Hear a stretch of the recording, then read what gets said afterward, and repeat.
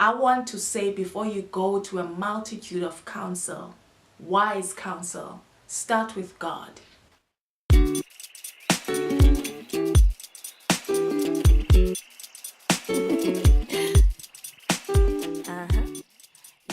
Hello everyone, this is she, Miss Nobundu, and you are watching Miss Nobundu. Welcome again to my channel. Today I am actually here to talk about decisions. I recently just have had a particular very important and pivotal decision to make, and I got counsel. There is wisdom in counsel, not in what do you think I should do, but here's the situation. What are your thoughts on this situation? So there is wisdom in getting counsel. The Word of God says that. So I got much counsel from a lot of people about this particular decision. And there were just so many voices coming at me, and I found that at some point it created confusion in the sense of not the counsel that I was getting, but that there was just so much angst within myself about wanting to make this decision now. But something in me was saying, try not to be compulsive.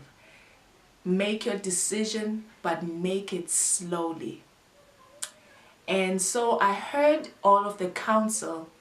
Some counsel wise, some counsel somewhere in between, but I took everything, and I really kind of extracted the best thing about each piece of counsel that I did receive. Not to say that I was going to even take those best extractions to be now my decision and my opinion and my thought. No, it was just to be able to sift out through everything else they're saying and find the best nugget from what they were saying, each person who was counseling me in this particular decision that I had to make pertaining this particular thing. And I wanted to share with you that, sometimes things are so up in the air and there's so many voices coming at you, and you are getting so much counsel, but you're not finding peace. And you get to a point where you are confused about your decision, and particularly the decision that you know in your heart you want to make. I want to suggest that you do what I did. I want to suggest that you sit back and go back to a place of stillness, where you just wait on the still small voice of God and don't do anything. If you don't know what to do, then don't do anything. If you're hesitant about going this way or that way, then remain still.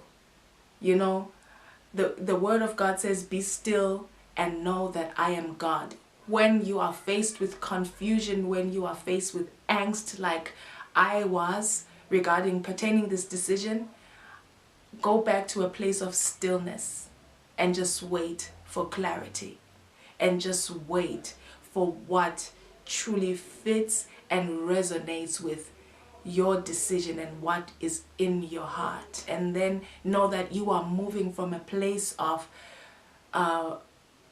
you making the decision for your life and for yourself. Because in a lot of counsel, of course, people are speaking from their own perspective and what they would do in their life, because they're the main character in their life. And you have to understand that you cannot replace someone else's what they would do in their life for what you would do in your life and what you are being called to do in your life.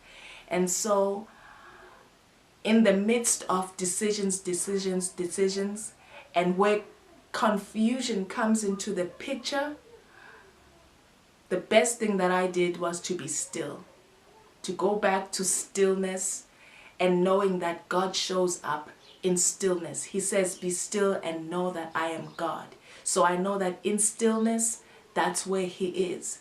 In stillness, that's where I'm creating an environment for Him to show up and speak clearly to me. Again, what I believe I've heard clearly, but to get a chance to speak to me about it and reassure me about the fact that I really truly heard His voice again. So go back to a place of stillness, And that's where God will meet you. And that's where God will present himself to you and say, again, or for the first time, this is what I want you to do in this situation. So when you are faced with decisions and you are confused about what decision to make, I'm here to tell you, go back to stillness. Create an environment in which God can find you, in which you can hear God in, which is stillness. Get still and quiet. And every rambling confusion, quieten it down. And every voice that's speaking coming from every direction, quieten it down. And be quiet. And quieten your soul, quieten your spirit, and quiet your physical body, your temple. Quiet everything down and be still. And tell God, I'm waiting on you to speak again or to speak for the first time. I'm waiting on you. So I would say, when you're faced with decisions, be still and know that He is God.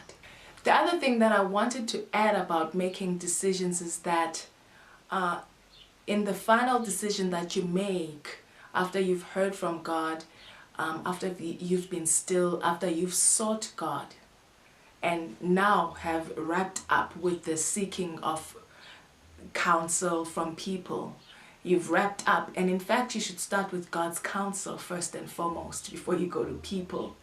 After you've received your final impartation, your final revelation about what to do, do not be held back by what so and so will think about your decision.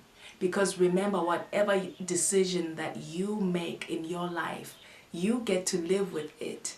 So your decision cannot be made to please someone else. You cannot make it so that so and so approves of it. It has to be made such that it fits your life. It fits you on the path that you've been placed on for the work that you're supposed to be doing.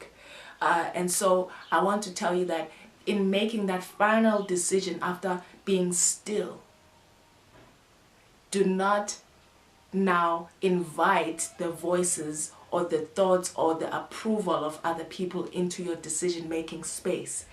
Approval by someone else, pleasing someone else, needs to leave the final decision boardroom space where you make your final decision, because you are the one who's going to have to live with a decision. And you know what? Even if it turns out to not have been the wisest decision, maybe you didn't hear clearly or whatever it is, even if it turns out to look like it was the wrong decision, be encouraged to know that God can work out good even from our missteps and our wrong decisions. Be encouraged knowing that God is able to nudge you back into the direction, into the path that you were supposed to go anyway. So don't be afraid to make decisions and final decisions and be decisive and move on. But I want to encourage you, do not in that final phase of decision making think about pleasing anyone else or your decision being approved by anyone else. You are the one who has to live with that decision. So make it so that it's about you and the life that you have to live and about your experience. Someone else might counsel you based on what they can live with. Some people counsel you based on what they can live with, and it might be that there's certain things that you cannot live with and you're not supposed to live with because that's not your design. And everything about who you are and how you are wired and how you are uniquely made, you need to take into consideration in making your final decision. I want to say, before you go to a multitude of counsel, wise counsel, start with God. Start with God. Start in stillness. Start in creating that environment of calm, of okay, I don't have to make a decision now, and I'm not going to be compulsive, and I'm going to start here at the feet of God in the throne room. And I'm going to seek God and say, what do you want me to do? before I go to all this wise counsel, before I go to the multitude of counsel, what would you have me do? If you like these videos, particularly these motivating ones, the ones that are talking about God, please give them a thumbs up and share with your village, and make sure that everybody comes here and watches and is motivated and gets to be reached by the message of God. I love you. I'll see you next time. Thank you for watching. Stay blessed and be blessed. Let's go.